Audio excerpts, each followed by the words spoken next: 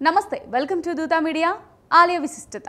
కోదండరాముడంట కుమ్మలాల, వాడు కౌసల్య కుమరుడంట కుమ్మలాల, ఆజానుబాహుడంట అమ్మలాల, వాడు అరవింద నేత్రుడంట అమ్మలాల అంటూ నిత్యం పిలిచే పుణ్యక్షేత్రం ఏపీలోని కడప జిల్లాలోని ఒంటిమిట్ట కోదండరామాలయం. ఇది ప్రాచీనమైన విశిష్టమైన హిందూ దేవాలయాల్లో ఒకటే. ఈ కోదండరాముడి విగ్రహాన్ని జాంబవంతుడు ప్రతిష్ఠించాడని భక్తులు చెబుతారు. ఇది మహర్షులకు, తపోధనులకు, యజ్ఞయాగాలకు త్రేతాయుగంలో ప్రసిద్ధి చెందిన ఆలయం. నవ్యాంధ్ర ఏర్పడిన తర్వాత ఆంధ్ర భద్రాచలంగా మారిన ఒంటిమిట్ట దాశరథి గురించి నేటి ఆలయ విశిష్టతలు తెలుసుకుందాం.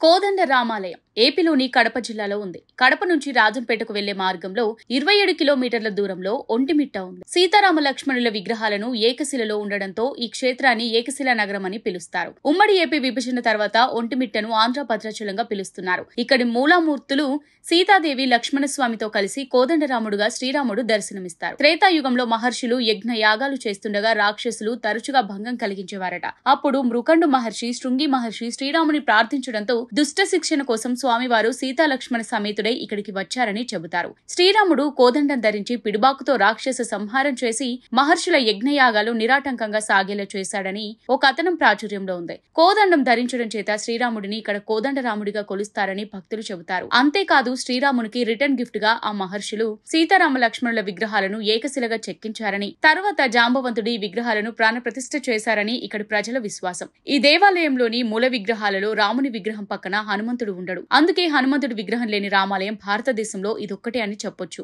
శ్రీరామ హనుమంతుల కలయికకు ముందే ఒంటిమిట్టలో సీతారామ లక్ష్మణుల ఏకశిల విగ్రహం స్థాపించినట్టు పురాణ కథనం. ఒంటిమిట్ట ఆలయ శాసనాలను పరిశీలిస్తే ఎన్నో వింతలు, విశేషాలు తెలుస్తాయి. ఈ దేవాలయంలో శ్రీరామ తీర్థం కూడా ఉంది. సీతమ్మ కోరికపై శ్రీరాముడు రామబాణంతో పాతాళ గంగను పైకి తెచ్చాడని స్థల పురాణం వివరిస్తోంది. అలాగే ఈ దేవాలయాన్ని 3 దశల్లో నిర్మించారని చరిత్ర చెబుతోంది. ముందు గర్భాలయ నిర్మాణం, తర్వాత తూర్పుముఖ మండపం, 3వ దశలో గాలిగోపురం నిర్మించినట్టు శాసనాలు సూచిస్తున్నాయి. 2వ శిలాశాసనం ప్రకారం 1558లో ఒంటిమిట్ట తదితర గ్రామాలను నాటి ఏలిక ఆలయానికి దానమిచ్చినట్టు తెలుస్తుంది. ఈ ఆలయానికి విజయనగర చక్రవర్తి సదాశివరాయలు, ముఖ్యమంత్రి గుత్తియేర తిరుమల రాజు కుమారుడు నాగరాజదేవ నాగరాజు విరాళాలు అందజేసినట్టు చారిత్రక ఆధారాలున్నాయి. గోపుర నిర్మాణం చోళ శిల్ప సాంప్రదాయంలో అద్భుతంగా ఉంటుంది. చోళ, విజయనగర వాస్తు శైలులు కనిపించే ఈ ఆలయ స్తంభాలపైన రామాయణ భాగవత కథలను మనం చూడొచ్చు. 16వ శతాబ్దంలో ఫ్రెంచ్ యాత్రికుడైన టావెర్నియర్ కోదండరామాలయాన్ని దర్శించి భారతదేశంలోనే పెద్ద గోపురాల్లో ఈ రామాలయ గోపురం ఒకటని కీర్తించాడు. కోదండ రామాలయానికి 3 గోపుర ద్వారాలుంటాయి. విశాలమైన ఆవరణంలో